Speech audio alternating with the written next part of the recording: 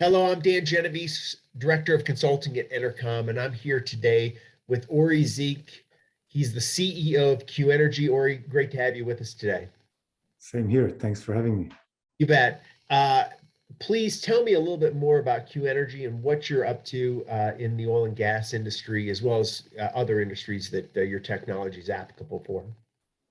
So Qnergy is a power generation company. We developed a power generator based on the Stirling engine.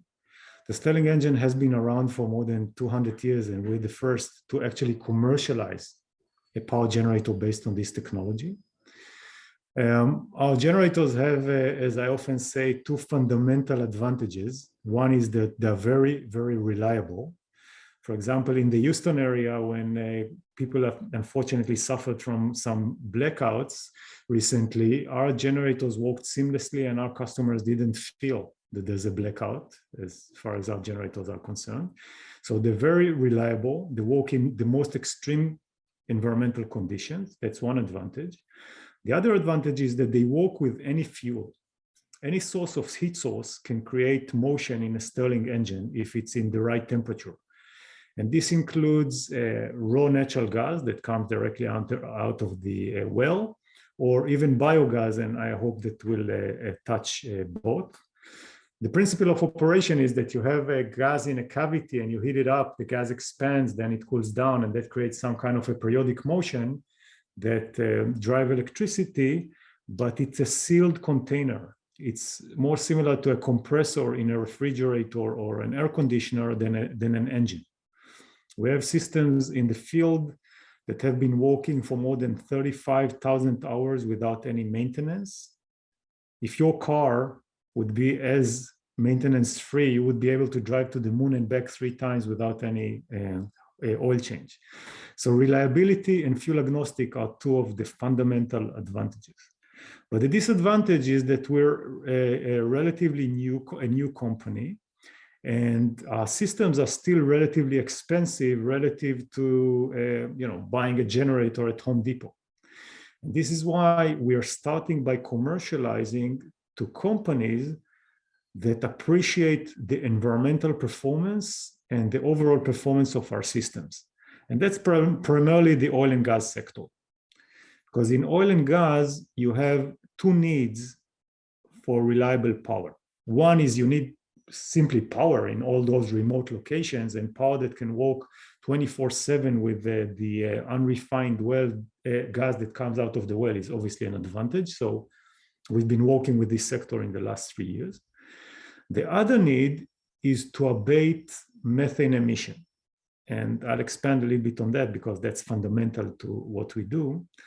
So the methane emission along the natural gas supply chain is one of the biggest challenges in the industry. And on thinking of natural gas as a transitional fuel from fossil fuel to carbon-free fuels, you must clean the supply chain. There's no way around it.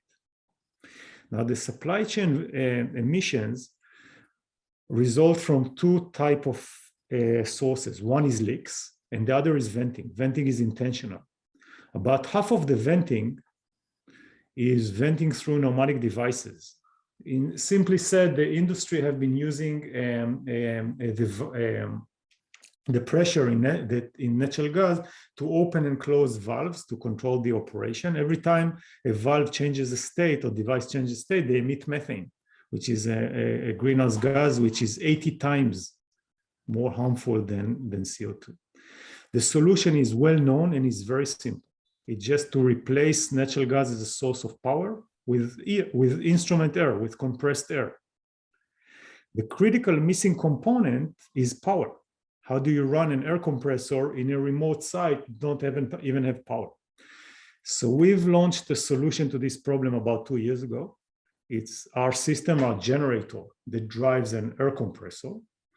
We've been really lucky and fortunate to have repeat customers that are keep relying on us. And that comes from our marketing strategy, which is essentially no marketing. Now you guys just signed up a deal with Total, is that correct? Yeah, we've announced the deal with TotalEnergies. They bought 100 units of our methane mitigation systems. They said in the press release that the units that they deployed in the Barnett made the sites their cleanest sites around the Total global operation. And that's why they already ordered 100 out of a field of probably 400. So we're looking to deploy with them, as well as with others. We have hundreds of units deployed in the US, Canada, and now starting in Latin America. Yeah, listen, pneumatics are a big issue in terms of fugitive methane emissions, and it certainly sounds like you guys have a viable solution. Tell me a little bit about the economics for a producer for deploying your solution out into the field. So our customers always look at total cost of ownership, CapEx, and all the maintenance that comes with it. And now there's obviously the methane mitigations side.